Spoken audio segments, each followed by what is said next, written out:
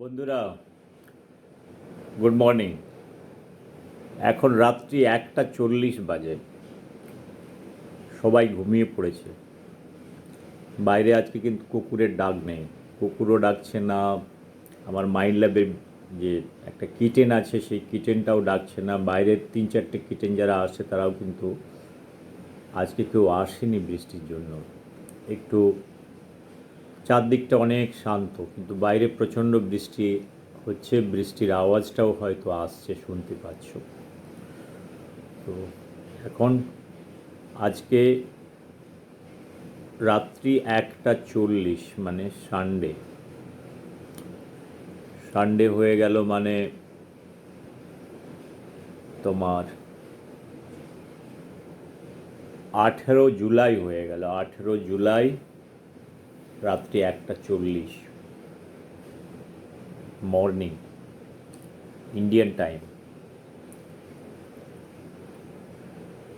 শান্ত বাতাবরণ, সমস্ত কিছু শান্ত, অনেক শান্ত।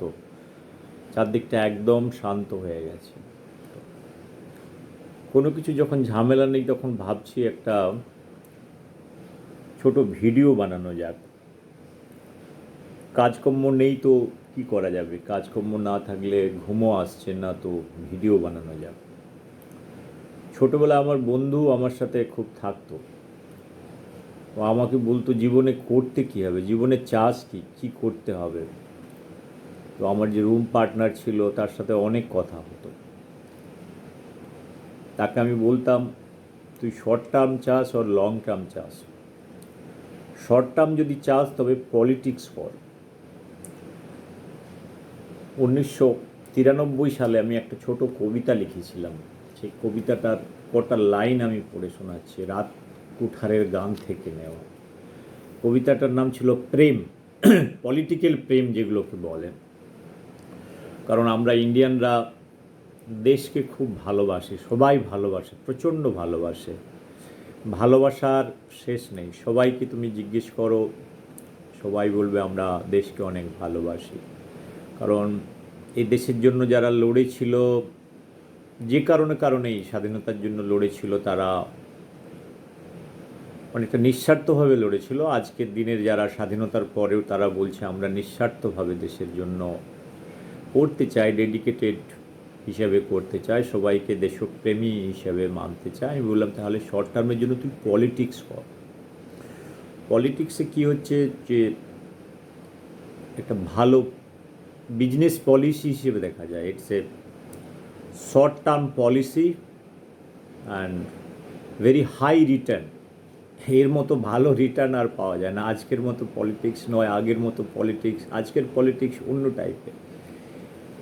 যদিও আমরা বলি আমরা দেশ সেবা করতে আসি, কিন্তু দেশ সেবা কতটা করি বা কতটা করি না, উদ্দেশ্য কতটা আছে, সেগুলো অনেকে একটু ভাবারও ব্যাপার আছে। আমি আজ থেকে 32 বছর আগে বলে গিয়েছিলাম আমার কবিতার কটা লাইন আমি পড়ে শোনাচ্ছি। প্রেম, পলিটিক্যাল প্রেম। তো লাইনটা হচ্ছে, যারা সস্তায় পলিটিক্স করার জন্য আমায় ডেকেছিল ডায়াসে, বলেছিল চলে আয় শুভময়, তোর মতো ভালো ছেলে চাকরি করে পয়সা পাবি। পলিটিক্স কর। একটা ডায়াসে গরম গরম কবিতা শুনিয়ে দিলেই বাজি মাত।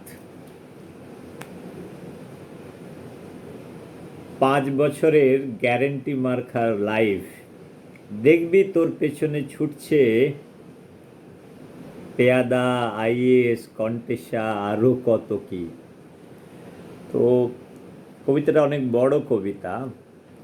এটার মূল উদ্দেশ্য আমার বলার ছিল, একবার পলিটিক্সে এলে তুমি যদি একটু সাইন করতে পারো, 5টা বছরের যদি একটা বার যদি এই গুটিটা লাগিয়ে নিতে পারো, তাহলে কিন্তু অনেক ফায়দাই ফায়দা। সেই ফায়দাটা আমি 31-32 বছর আগে আমার বন্ধুকে বলে গিয়েছিলাম। আমার বন্ধু এখন কি করছে আমি জানি না, কিন্তু যদি বন্ধু আমার শুনতে পায়, সেই বন্ধুকে এই কথাটা কিন্তু আর কাউকে বলো না, যে পলিটিক্স করার অনেক ফায়দা আছে। সেই ফায়দাগুলো কি সরি, বলতে গেলে অনেক কথা বলতে হয়। ধরো ছোট একটা এমএলএ হয়ে গেলে বা পঞ্চায়েতে দাঁড়িয়ে গেলে, একটা এমএলএ হয়ে গেলে, মানে আমি ছোট লেভেল থেকেই কথা বলছি, এমএলএ হয়ে গেলে তোমার অনেক বেনিফিটের বেনিফিটটা প্রথম হচ্ছে তোমার শিক্ষাগত যোগ্যতা, তোমার কোনো কিছু দরকার নেই। শুধু একটা জিনিস হতে হবে, ভারতবর্ষের তোমাকে নাগরিক হতে হবে, সেটাই তোমার যোগ্যতা। দেখো আজকাল ভারতবর্ষের যত এমএলএ আছে, 28খানা স্টেট, তারপরে ইউনিয়ন টেরিটরি, 6টা 7টা ইউনিয়ন টেরিটরি, ক্লোজ টু 5,000-এর মতো এমএলএ আছে। 5,000 এমএলএ। লব, can you imagine? 5,000 MLA approximate তারা এমএলএ আছে। তারা সবাই দেশের জন্য কিন্তু ডেডিকেটেড। ও এদের কিন্তু অনেক ভালো বেনিফিট আছে। বেনিফিট মানে এরা স্যালারি পায়, আদার বেনিফিটস পায়। স্যালারিগুলো ওরা নিজেরা নিজের স্যালারিটা ডিসাইড করে। যেমন স্টেট গভর্নমেন্টের পাওয়ার আছে কত স্যালারি হবে এক একটা এমএলএ, ওরা নিজেরা ডিসাইড করে কত পার্কস পাবে, কি না পাবে। জেনারেলি আমি বলে দিচ্ছি কয়েকটা কথা, এদের স্যালারি 30,000 থেকে 2.5 লক্ষ টাকা পর্যন্ত মাসে স্যালারি পায়। অ্যাপার্ট ফ্রম দিস থিং, বছরে 1.5 কোটি থেকে 4 কোটি টাকা পর্যন্ত তোমার ডেভেলপমেন্টের জন্য প্রত্যেকটা এমএলএ তার টাকা পায়। বাকি তো তোমার অনেক এক্সপেন্সেস, থাকা, খাওয়া, ফ্লাইট, ট্রাভেল, মেডিকেল এক্সপেন্সেস। তারপরে 5 বছরের পরে তুমি যদি ইট ইজ লাইক 5 ইয়ার্সের পরে তোমাকে পার্মানেন্ট তোমার একটা পেনশন চালু হয়ে যাবে, সেটা 30 থেকে 40,000 টাকার মাসে। তারপরে আদার বেনিফিট, তোমাকে সার্ভেন্ট, মেডিকেল, এই সমস্ত বেনিফিটগুলো তোমার লাইফ লং তোমার থাকতে পাবে। তো এর থেকে ভালো কিছু তো আর কিছু হতে পারে না। যেমন ধরো ছোট একটা কথা বলি, ছোট কথা বলতে গেলে আমি তোমাকে যেটা বলেছিলাম, ভারতবর্ষে যদি 4-5 হাজার এমএলএ যারা ইলেক্টেড আছে, তাদের কোয়ালিফিকেশান তুমি যদি দেখো, শুধু ইন্ডিয়ান সিটিজেন হলেই কিন্তু তোমার যোগ্যতা হচ্ছে তুমি একটা লেজিসলেটর হতে পারো, তুমি একটা মন্ত্রী হতে পারো, তোমার কাছে পাওয়ার থাকবে, তোমার কাছে লাল বাতি থাকবে। তো তুমি ভোট চাওয়ার সময় তুমি এসে জনগণের দ্বারে হাত পেতে বলো যে আমি এই করব, ওই করব, উন্নয়ন করব, উন্নয়নের জোয়ার আমি ভাসিয়ে দেব, অনেক রকমের জিনিস নিয়ে মানুষের কাছে আসা হয়। তারপরে ভোটটা শেষ হয়ে গেল, তোমাকে একটু বলবচ্চন হতে হবে। বলবচ্চন মানে তোমাকে কথাটা বলতে হবে, যেটা আমি আগেও বলেছিলাম যে কথাটা বলার খুব দরকার আছে। কথাটা এমনভাবে বলো, মানুষকে ইমোশনালি টার্গেট করে তোমাকে কনভিন্স করতে হবে তুমি যেটা বলছো তুমি হৃদয়ের ভিতর থেকে বেরিয়ে আসছে, যেটাকে বলে অনেক সময় যেটা গান গায়, রবীন্দ্রনাথের যারা গান গায়, হৃদয়ের ভিতর থেকে বেরিয়ে আসার মতো যেগুলো থাকে, তো সেই ভিতর থেকে বেরিয়ে এসে তুমি যদি বলো, মানুষ সেগুলোকে বিশ্বাস করবে। বিশ্বাস করার পরে তোমাকে বলবে এই মানুষটা খুবই ভালো মানুষ। একটা ইমেজ, একটা ব্র্যান্ড ইমেজ তৈরি করতে হবে, সেই ইমেজটাকে তৈরি করো। সেই জন্য নিজে যদি না করতে পারো, আজকাল অনেক কনসালটেন্টও পাওয়া যায়। প্রশান্ত কিশোরের মতো মানুষকে ডেকে নিয়ে এসো, কিছু পয়সা দিয়ে দাও। আজকাল এমএলএ বা এমপি যারা থাকে, তাদের নিজস্ব পার্সোনাল কনসালটেন্ট হিসাবে সমস্ত কিছু হিসেব করে দেবে। সেগুলো নিয়ে কোনো ব্যাপার নেই, কীভাবে কী করতে হবে, কোন ওয়ার্ড থেকে কয়েকটা ভোট আসবে, কিভাবে যাওয়া যাবে, যেটা অনেক জায়গায় হচ্ছে। ভুয়ো আইপিএস অফিসার, ভুয়ো আইএএস অফিসার, তো বুথে কাকে রিক্রুট করতে হবে, সমস্ত স্ট্র্যাটেজি, ভালো স্ট্র্যাটেজি মাস্টার, তাদেরকে চাণক্য বলা হয়। তো ভারতবর্ষের এটা আমাদের দুর্ভাগ্য আর সৌভাগ্য কিনা আমি জানি না। তো প্রশান্ত কিশোরের মতো মানুষকেও নিয়ে আমরা অনেক নাচানাচি করি, আমার এটা তাদেরকে চাণক্য বলা হয়। এটা চাণক্যের অসম্মান ওর সম্মান তা নিয়ে আমার জানা নেই। কিন্তু আমার কথা বলার উদ্দেশ্য, তুমি যদি কেরিয়ার ডেভেলপ করতে চাও, পলিটিক্যাল কেরিয়ার, যেমন কোচিং ইনস্টিটিউট খোলা যায়, তুমি তোমার কোচিংয়ের জন্য আইএএসের তৈরি হয়, আইপিএসের তৈরি হয়, মেডিকেলের জন্য তৈরি হয়, ইঞ্জিনিয়ারিংয়ের জন্য তৈরি হয়, সব কোটাতে গিয়ে বড়িয়া বিস্তর রেখে ওখানে পড়াশুনো করে তারপরে ক্লিয়ার করে। আইএসের জন্য যেমন দিল্লিতে, তো দিল্লিতে তোমার অনেক জায়গা আছে। মুখার্জিনগর বলে একটা জায়গা আছে, ছোটোবেলায় আমি দেখতাম যখন এমএসসি করে আমি গিয়েছিলাম মুখার্জিনগরে। ওখানে সবাই মানে বিহার থেকে, বেঙ্গল থেকে, ভারতবর্ষের সমস্ত প্রান্ত গিয়ে মুখার্জিনগরে থাকে। মুখার্জিনগরে থেকে আইএসের তৈরি করা। আইএস তুমি কোনো সাবজেক্ট থেকে তুমি ধরে নাও, তুমি যদি ফিজিক্সে মাস্টার ডিগ্রি করো, কেমিস্ট্রিতে করো, ও সমস্ত ছেড়ে দাও, তুমি তখন হিন্দি নিয়ে করো, ফিলোসফি নিয়ে করো, হিস্ট্রি নিয়ে করো, যেখান থেকে বেশি মার্কস আসবে। একবার নয়, দুবার নয়, তিনবার নয়, চারবার পর্যন্ত অ্যাটেম্প দিয়ে আইএস ক্লিয়ার করে দাও। আইএস ক্লিয়ার করে নিলে তোমার জীবনের চাঁদি চাঁদি। তো এইগুলো অনেকগুলো লুক্রেটিভ লাইফ যেগুলো তৈরি হয়, সেই লুক্রেটিভ লাইফ আমাদের ব্রিটিশ জামানা থেকে এগুলো চলে এসছে। আমি তাকে বন্ধুকে বলেছিলাম, দেখ ভাই, ব্রিটিশরা এসে একটা আমাদের দেশে ভালো করেছিল। 16 সেঞ্চুরিতে ব্যবসা করতে এসেছিলো, ব্যবসা করার পরে ব্যবসাটা এখানে ইন্ডিয়াতে ভালো লেগে গেল। তারপরে এই একটা সম্প্রদায়কে এরা এডুকেশান দিয়ে তাদেরকে রায়চৌধুরী, রায় বাহাদুর বানিয়ে বাকিদেরকে শাসন করা, এই সমস্ত শিখিয়েছে। আমরা সেটাই এখন 1947-এ সেই জিনিসটাই নিয়ে এসেছি।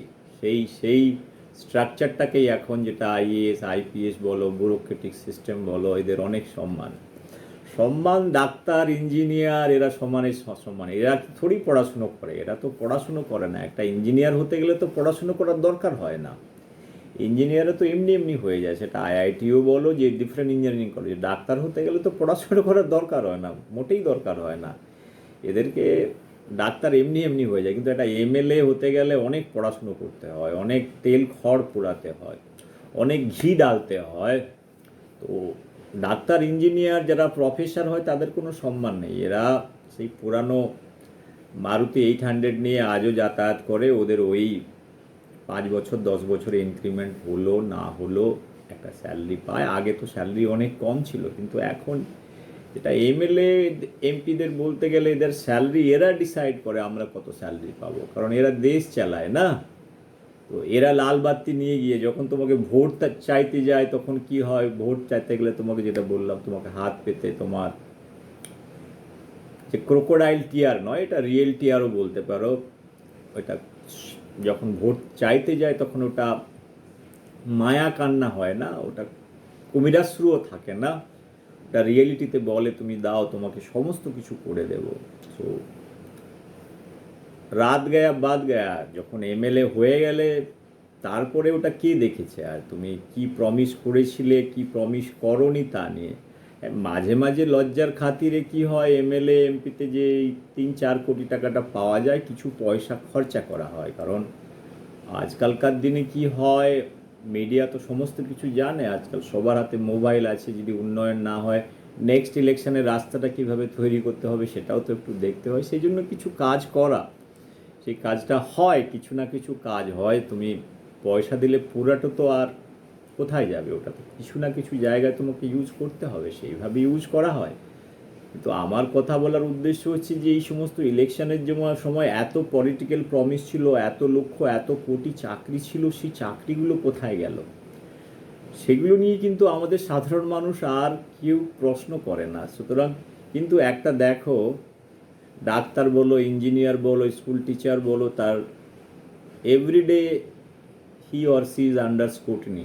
আজকে যদি একটা পেশেন্ট মারা যায়, একটা স্ট্রাকচারাল ইঞ্জিনিয়ার যদি একটা বিল্ডিং করতে যায়, বিল্ডিংটা ভেঙে গেল, চাকরিটা চলে যায়, অনেক রকমের ব্যাপার থাকে। লাইক একটা সরকারি ড্রাইভার হলেও যদি একটা কোথাও একটা জায়গায় গিয়ে গাড়ি অ্যাক্সিডেন্ট করে যায়, ওরও জীবনে রিস্ক থাকে। কিন্তু এমএলএদের মধ্যে এই সমস্ত থাকে না। নাম্বার ওয়ান, এদের কোয়ালিফিকেশান নয়, ওরা হচ্ছে যে universally qualified by nature, they are very talented. এরা ফিলোসফি রবীন্দ্রনাথের বিশ্বাস করে। রবীন্দ্রনাথের যেমন নিজস্ব একাডেমিক কোয়ালিফিকেশান ছিল না, সেই হিসাবে ওরা রামকৃষ্ণদেবের ছিল না, স্বামী বিবেকানন্দের ছিল না। ওরা নিজেদেরকে এই লেভেলে চিন্তা করে যে কোয়ালিফিকেশানটার কোনো দরকার নেই। কোয়ালিফিকেশান নিয়ে কী হবে? কোয়ালিফিকেশানটা একটা বাজে জিনিস। কোয়ালিফিকেশনের থেকে আমাদের উইজডাম আছে, এই জন্য আমাদেরকে শিক্ষামন্ত্রী বানিয়ে দাও, অর্থমন্ত্রী বানিয়ে দাও, মুখ্যমন্ত্রী বানিয়ে দাও, হেরে গেলেও বানিয়ে দাও। এই সমস্ত জিনিসগুলো তো আছে। সেই নিয়ে তোমার স্যালারির কথা যেটা বললাম, তুমি এত ভালো স্যালারি পাও, সমাজ তোমাকে এত ভালো সম্মান দেয়, মিডিয়া এত সম্মান দেয়। আজকে বলো কোন চাকরিটা, আজকে যদি তুমি 8 পাস করে একটা এমএলএ হও, 8 পাস করলে তুমি মিউনিসিপ্যাল কর্পোরেশনের একটা সাফাই কর্মচারীরও চাকরি পাবে না, কোনো ক্লারিক্যাল জব পাবে না। কিন্তু একটা 8 পাস হলে তুমি কিন্তু চিফ মিনিস্টার পর্যন্ত হতে পারো, দেশের প্রধানমন্ত্রীও হতে পারো। সেটা তোমার কিন্তু পলিটিক্যাল কেরিয়ারের ক্ষেত্রে তোমার অনেক ব্যাপার আছে। কিন্তু কোয়ালিফিকেশান থাকলে, তুমি যদি একটা ইউনিভার্সিটির প্রফেসর হতে চাও বা ইউনিভার্সিটির লেকচারার হতে চাও, তোমাকে মিনিমাম পিএইচডি ডিগ্রি হতে হবে, তোমার পাবলিকেশন হতে হবে। যদি ফেয়ার সিলেকশনের কথা বলছি, আনফেয়ার সিলেকশন হলেও তোমার ডিগ্রিটা চাই। ডিগ্রি তো সবার আছে, ডিগ্রি জিনিসটা তো ডিগ্রি, ভারতবর্ষের ডিগ্রি খুঁজতে গেলে আজকাল যেটা আমি বলেছিলাম যে মিউনিসিপ্যাল কর্পোরেশনের গ্রেড 3 গ্রেড 4-এর চাকরির জন্য পিএইচডি হোল্ডাররা অ্যাপ্লাই করছে, ইঞ্জিনিয়ার অ্যাপ্লাই করছে, ভালো ভালো ইনস্টিটিউট থেকে পোস্ট ডক্টরেট অ্যাপ্লাই করছে। তার মানেটা কি হচ্ছে যে চাকরির তো একটা ক্রাইসিস আছে, কিন্তু কোন চাকরির জন্য কারা অ্যাপ্লাই করছে সেটা দিয়ে আলোচনা করলে ব্যাপারটা বোঝা যায়। তো আমার বন্ধুকে 30 বছর আগে বলেছিলাম এই কথাটা, দেখ পলিটিক্স কর, পলিটিক্স করলে 5 বছরে একটা সিম্পল হয়, তোমার 1.5 থেকে 2 লক্ষ টাকা স্যালারি যদি হয়, তাহলে বছরে তোমার কত হলো? 2 লক্ষ টাকা করে যদি আমি গ্র্যাজুয়ালি 24 লক্ষ টাকা, 24 লক্ষ টাকা প্লাস আদার বেনিফিটস অ্যানাদার 4 crores। একটা এমএলএর পিছনে 6 থেকে 7 কোটি টাকা বছরে, 6 থেকে 7 কোটি নয়, তোমার মানে স্যালারি হিসাবে 24-25 লক্ষ টাকা, অ্যাটলিস্ট ওর পিছনে 50 লক্ষ টাকার মতো খরচা করা হয়। একটা 50 লাখ রুপিজ একটা প্রফেসর কিন্তু বছরে 50 লাখ স্যালারি পায় না। একটা ভালো চার্টার্ড ইঞ্জিনিয়ার বলো, একটা সরকারি ইঞ্জিনিয়ার বলো, 50 লাখ পায় না। যে 4 কোটি টাকাটা বললাম ওটা হচ্ছে ডেভেলপমেন্টের জন্য হয়। ডেভেলপমেন্ট মানে একটা এমএলএর পুরো 2 থেকে 4 কোটি টাকা ডিপেন্ড আপন পার্টিকুলার স্টেট, এগুলো স্টেট টু স্টেট ভ্যারি করে। দেখো ত্রিপুরাতে এমএলএর 30,000 টাকা বেতন পায়, ওদের ফাইন্যান্সিয়াল পরিস্থিতি অত ভালো নয়, সেটা স্টেট গভর্নমেন্টই ডিসাইড করে কি হবে, কি স্যালারি হবে না হবে, সেটা ওদের ব্যাপার। ডিসাইড তো করে নেয়, কিন্তু একটা টিচারের স্যালারি বলো, একটা ইঞ্জিনিয়ারের স্যালারি বলো, একটা প্রফেসরের স্যালারি বলো, এই স্যালারিটা ওরা ডিসাইড করতে পারে না। তো ওদের স্যালারি একটা এমএলএর স্যালারি থেকে অনেক কম, বেনিফিটও কম। ওরা মারুতি 800 হয়তো চড়ে, বা মারুতি 800 না হলে তার থেকে একটু ভালো গাড়ি। আগে তো সাইকেলে যাওয়া বা স্কুটিতে যাওয়া, আমার ইউনিভার্সিটিতে অনেক সময় দেখেছিলাম স্কুটিতে চলে এলো, বাইকে চলে এলো। আজকাল দিনে গাড়িতে আসে, সেগুলো ঠিক আছে, সেই গাড়ির চেহারাগুলোও দেখার ব্যাপার আছে। আজকে এমএলএকে দেখো যখন গাড়ি থেকে নামছে, তার সামনে আগে পিছিয়ে 2জন লালবাতি সিকিউরিটি, সম্মান কত। একটা প্রফেসর রাস্তাতে কে চেনে? এরা তো সমাজের ভালো কিছু করে না, এরা জঞ্জাল সমাজের, এরা সমাজ গঠনের জন্য এদের কিছু অবদান নেই। একটা ইঞ্জিনিয়ারেরও কিছু অবদান নেই, একটা টিচারেরও কিছু অবদান নেই। এদের কাছে এদেরকে সম্মান, এটা তো ফিনল্যান্ড নয় যে টিচারদেরকে বেস্ট সম্মান, ওখানে প্রফেসরদেরকে বেস্ট হিসেবে গণ্য করা হয় সমাজ গঠনের জন্য। এটা ইউরোপের সাথে আমাদের ইন্ডিয়ার কল্পনা করা যায় না, যে জিনিস নিয়ে কাদেরকে এডুকেশন বলো, কাদেরকে প্রায়োরিটি দেওয়া হয়, কাদেরকে প্রায়োরিটি দিতে হয় না, সেটা আমাদের এখনও হয় না। আমি পরের ভিডিওতে আমি যে জিনিসগুলো বলতে চাইবো যে কি স্যালারি স্ট্রাকচার, আমি যেটা বললাম এমএলএদের স্যালারি কত হয় কত না হয় ইন্ডিয়াতে, এটা অনেক কিছু ভ্যারিয়েবল। এটা ঠিক মায়াবাদের মতো।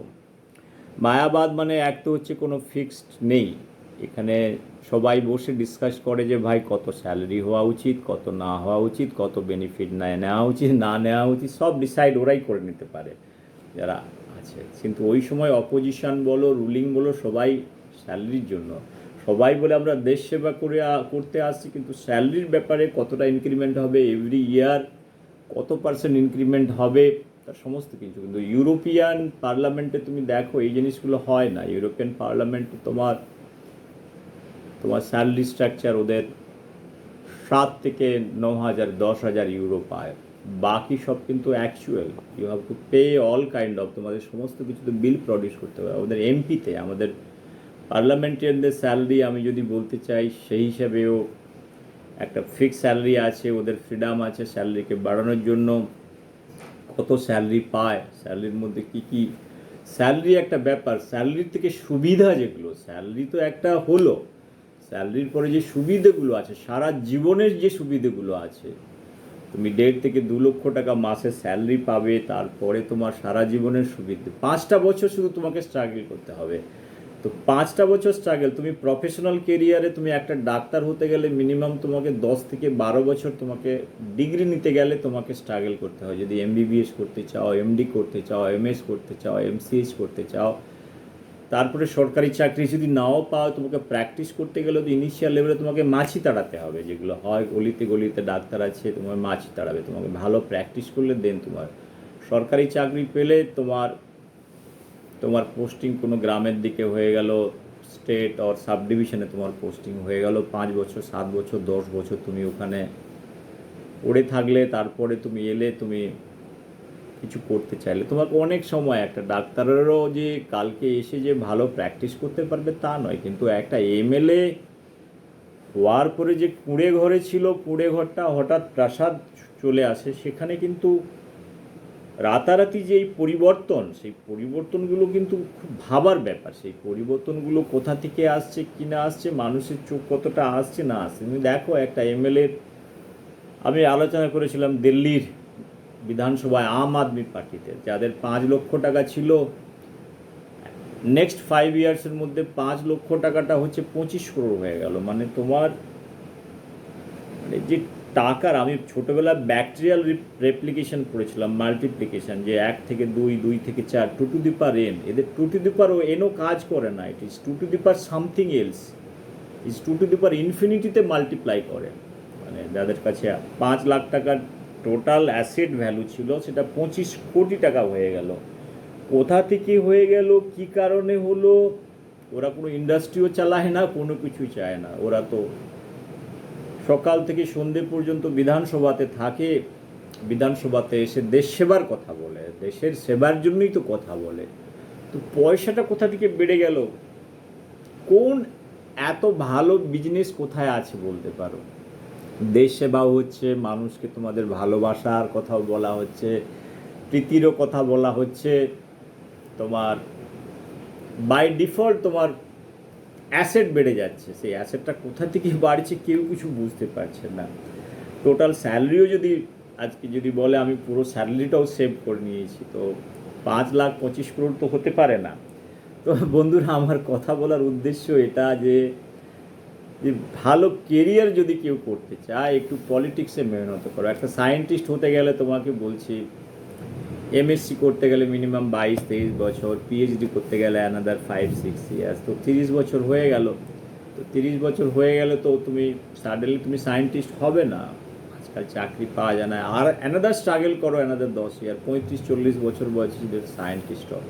সেই হিসেবে দেখো 20-22 বছর বয়সে তুমি যদি আজকে একটা পলিটিক্সে একটু ইনভেস্ট করো, একটু চালাকি করে ইনভেস্ট করো। চালাকি কীরকম জিনিস, স্ট্র্যাটেজি বানাতে হবে, এরকম নয়। স্ট্র্যাটেজি মানে কিছু মার্কেটিং গুরুকে নিয়ে আসো, ভাই আমি এই জায়গা থেকে দাঁড়াচ্ছি, তোমাকে কোনো পলিটিক্যাল ব্যানার থেকে টিকিট না দিলে নিজের পলিটিক্যাল পার্টি তৈরি করে নাও, থোড়ি কাউকে কেয়ার করো না, নিজে পলিটিক্যাল পার্টি তৈরি করে ওই পার্টি থেকে তুমি ক্যান্ডিডেট হিসেবে দাঁড়াও। লোকালে তুমি দাঁড়াবে, সবার ঘরে ঘরে যাবে, দেখো ভাই বলবে একটা কথা, এই 3-4 কোটি টাকাটা যদি পাই, এই 3-4 কোটি টাকাটা আমি সবাইকে ডিস্ট্রিবিউট করে দেবো। সেটাও করে দিলে কিন্তু মানুষ খুশি।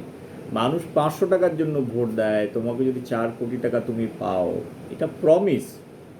নিজেও কিছু ইনভেস্ট করো, সেই ইনভেস্টমেন্টটাকে দেখো, নিজের পকেটে কিছু ইনভেস্ট করো, তারপরে তুমি মানুষকে বোঝো যে তুমি ইউ আর ডেডিকেটেড, তোমার লয়ালিটি আছে দেশের জন্য, দেশ সেবার জন্য তোমার লয়ালিটি আছে, তুমি জানো তুমি রিটার্ন কোথা থেকে পাবে। এটা তো একটা কেস হলো, তোমাকে যদি কোনো পলিটিক্যাল পার্টির টিকিট না দেয়, তুমি ইন্ডিপেন্ডেন্ট দাঁড়াতে পারো, ফাইট করতে পারো, মানুষ কিন্তু তোমাকে ভোট দেবে যদি তুমি ভালো প্রমিস দিতে পারো। 4 কোটি টাকা ডিভাইডেড বাই একটা এমএলএ যে এলাকা থাকে, সেখানে কত মানুষ থাকে, 10 লক্ষ, তুমি 4 কোটিকে 10 লক্ষ দিয়ে ভাগ করে দাও, প্রতি মানুষকে বলো এই পয়সাটা তুমি পাবে, কারণ I am going to get this money, right? এটা তুমি বলে দেবে। তারপর স্যালারি তুমি দেখাও যে স্যালারি আমি 2 লক্ষ 2.5 লক্ষ টাকা যদি আমি স্যালারি পাই, এই সমস্ত বেনিফিট নিয়ে আমি স্যালারি নিতে চাই না, আমি আধা স্যালারি উন্নয়নের খাতায় আমি বে করে দেবো, আমি মানুষের জন্য আমি করতে চাই, এই জিনিসটা দেখাতে হবে। যে মানুষ কথাটা তোমাকে বারবার বলতে হবে, যে মানুষটা না বললে না, আমি মেহনতি মানুষ, যেমন সিপিএমের রাজত্বে সবাই মেহনতি মানুষ, এই যে শব্দগুলো, কিছু কিছু শব্দ আছে এগুলো কিন্তু শব্দ ভাণ্ডারে বাংলায় খুব ইম্পর্টেন্ট। মেহনতি মানুষ, সংগ্রামী মানুষ, বুর্জুয়াদের খতম করো, চলবে না চলবে না, এই যে কথাগুলো আছে, এই কথাগুলো বারবার তুমি তুমি বলবে। এগুলো মানুষের মধ্যে কি হবে, একটা উদ্দীপনা সঞ্চার করবে, স্টিমুলেন্টের মতো কাজ করবে। স্টিমুলেন্ট কেন, এগুলো বায়ো স্টিমুলেন্ট, যেন এনজাইমেটিক অ্যাকশান যেমন হয় না, এই টাইপের অ্যাকশান হওয়া উচিত। সাধারণ মানুষকে ওই এনজাইমেটিক অ্যাকশান দিয়ে তোমাকে বলতে হবে যে ইউ আর ডেডিকেটেড, এটা বিজনেসের, you are emotionally dedicated for the country, you can give your blood, দরকার হলে তুমি রক্ত দিয়ে দেবে দেশ সেবার জন্য। এই টাইপের একটা তোমাকে, একটা উত্তম সুচিত্রা বই দেখেছো না অনেক ক্ষেত্রে কিভাবে অ্যাক্টিং করে, ওর মধ্যে কত মানে ওর সত্যজিৎ রায়ের কখনো বই দেখো, কত রিয়েলিটি নিয়ে আসে, সেই জিনিসগুলো রিয়েলিটি নিয়ে আসা।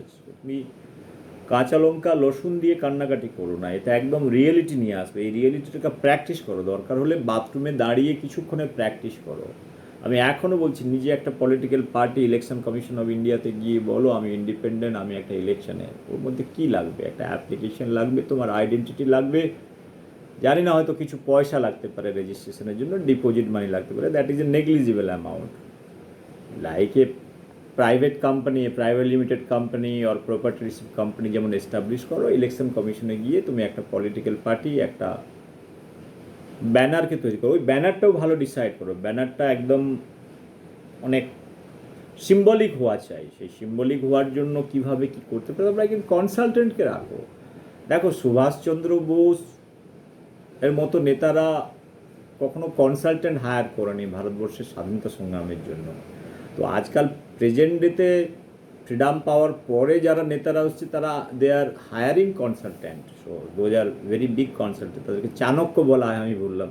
এই চাণক্যদের নিয়ে থোড়া চাণক্য নীতি করে নাও, দেখবে সমস্ত কিছু ক্লিয়ার হয়ে গেছে। এরা বলে দেবে কি করতে হবে, কোথায় ফেক আইএএস অফিসারকে রিক্রুট করতে হবে, কোন সব বর্দি করতে হবে, কোন সব ফেক পুলিশকে লাগাতে হবে, সব জিনিসই তোমায় তৈরি করে দেবে, তোমাকে কিছু করতে হবে না, শুধু তোমাকে পয়সাটা খরচা করতে হবে। বুঝতে পেরেছো কি বলতে চাইলাম? সমস্ত দ্বার খুলে যাবে, এটাই বলে, কথা বলে এটা, এই জিনিসটা বোঝার চেষ্টা করো। 5 বছরে দেখবে তুমি তোমার যে পরিমাণে পয়সাটা বানিয়ে নেবে, সেই পয়সা নিয়ে তোমার অ্যানাদার 3 জেনারেশন খাবে। কিন্তু মানুষকে কখনো বুঝতে দেবে না, মানুষকে সবসময় বলবে, দরকার হলে তুমি কলেজ স্ট্রিট থেকে বাটার জুতো তুমি কি কিনতে হবে না, তুমি ওই 50-60 টাকা যেটা ফুটপাতের চপ্পল হয়, চপ্পলটা পরো, একটা একটা সিম্পল ড্রেস পরো, দেখিও না এই সমস্ত জিনিস। প্রথমে দেখালে মানুষ বুঝতে পারবে এই মানুষটা বাবা কি হলো, আগে তো এরকম ছিল, হঠাৎ ড্রেস চেঞ্জ হয়ে গেল। তুমি তোমার এক্সটার্নাল যে আইডেন্টিটিটা, এই জন্য তুমি গিরগিটির চরিত্র পড়ো, গিরগিটির চরিত্র পড়লে বুঝতে পারবে যেটা গিরগিটি পরিবর্তন হয়, ইনস্ট্যান্টলি হয় না, সময় লাগে, এই সময় দিয়ে করো। এই সময়টা কিন্তু দেওয়ার খুব দরকার আছে। যদি ওভারনাইট চেঞ্জ হয়ে যাও, মানুষের কিন্তু চোখে পড়ে যাবে, সেটা চোখে পড়তে দিও না। এই যে চালাকিগুলো আছে সেগুলো বোঝো পলিটিক্সে, যদি না বুঝতে পারে কিন্তু খুব ভুল করবে।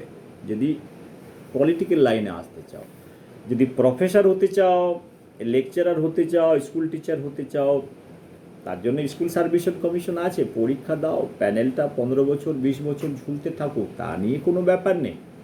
কারণ তুমি তো মাস্টার ডিগ্রি করেছো, তুমি একটা সাধারণ হিসেবে স্কুল মাস্টারই হতে চাও। স্কুল মাস্টারদের কি আছে, সেইভাবে স্কুল কলেজ সার্ভিস কমিশনের প্যানেলও দেখো আজকে বছরের বছর চলে আছে। তুমি ওই সমস্ত প্যানেলে নাম লিখে কিছু হবে না, যাও পার্টি অফিসে গিয়ে একটু ভালো করো, দেখবি চাকরিটা যদি পেতে চাও। তা আদারওয়াইজ তুমি পাবে না চাকরি, কোনোদিন চাকরি পাবে না। তোমার কাছ থেকে যদি নেচারেও তোমার কাছে পাবলিকেশন থাকে, সেই পাবলিকেশন দিয়ে তুমি কিছু করতে পারবে না। তুমি যদি এক্সট্রা ব্রিলিয়েন্টও হও তুমি তাও পাবে না। এখানে ভারতবর্ষে যদি কোনো নোবেল লরিটও আসে, যদি বলে আমি প্রফেসরশিপ নেব, তাকে অনেক সংগ্রাম করতে হবে। সেই জন্য তুমি অনেক নোবেল লরিয়েট যারা ইন্ডিয়া ছেড়ে বাইরে চলে গেছে তাদের ইতিহাস পড়ো, বুঝতে পারবে এই কথাগুলো।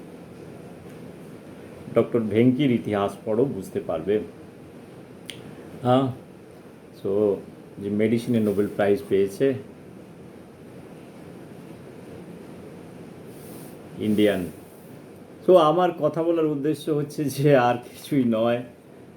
দেখো, সংগ্রাম সব জায়গায় আছে। সংগ্রাম, যারা পলিটিক্যাল সংগ্রামগুলো অনেকটা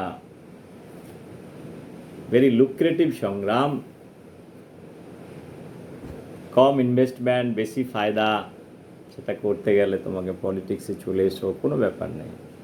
মানুষ অনেক সম্মান দেয়, মানুষ এখানে এত সম্মান দেয় তুমি চিন্তা করতে পারো না। ওদের বিরুদ্ধে তুমি কথাই বলতে পারবে না।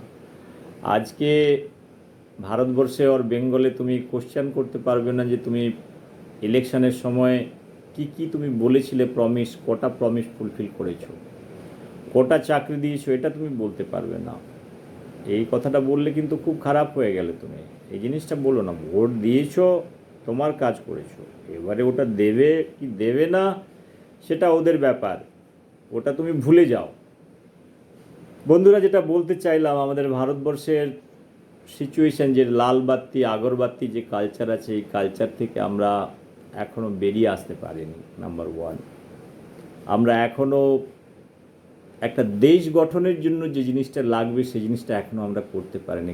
কাকে সম্মান দেওয়া, কাকে সম্মান না দেওয়া, সেটা আমরা করতে পারি না। আমরা রং মানুষদেরকে একটা রাইট জায়গাতে বসিয়ে তাদেরকে আমরা একটা সেবা করার চেষ্টা করছি। বা আজকে তুমি চিন্তা করো, যদি একটা 8 স্ট্যান্ডার্ড মানুষ যদি শিক্ষামন্ত্রী হয়ে দেশের শিক্ষা ব্যবস্থা নিয়ে কথাবার্তা বলে, আর যারা ভালো ভালো মানুষ, যারা ইউনিভার্সিটির প্রফেসর হয়েছে, যারা বাইরে থেকে পোস্টডক করে এসছে, ইউনিভার্সিটিতে পড়াচ্ছে, তারা যদি সেই শিক্ষা ব্যবস্থা যদি ওইখান থেকে আসে, কি হবে কি না হবে।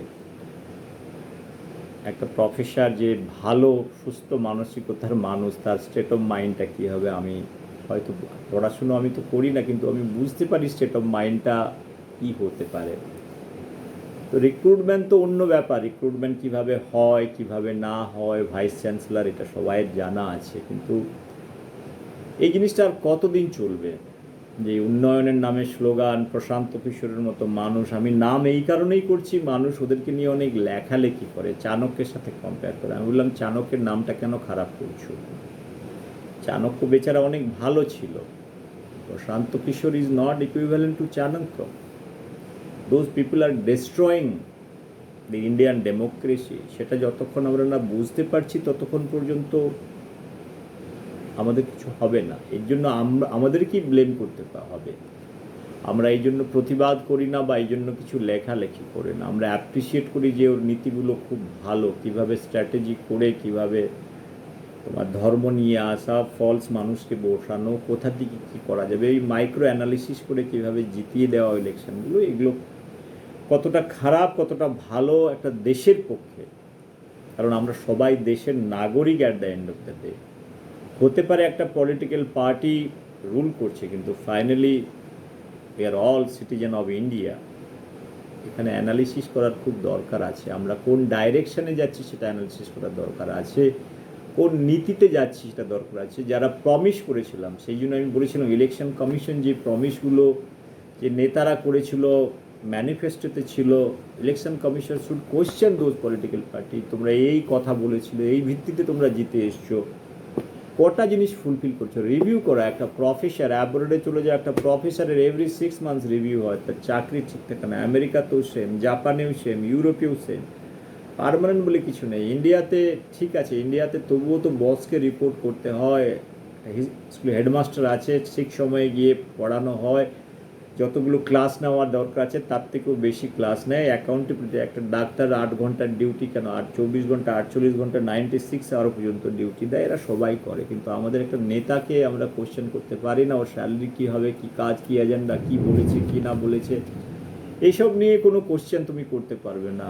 ওরা কটা লাল বাতি লাগালো, পিছনে কি করলো, কটা জিনিস করলো, এই নিয়ে কোনো সওয়াল তুমি করতে পারবে না।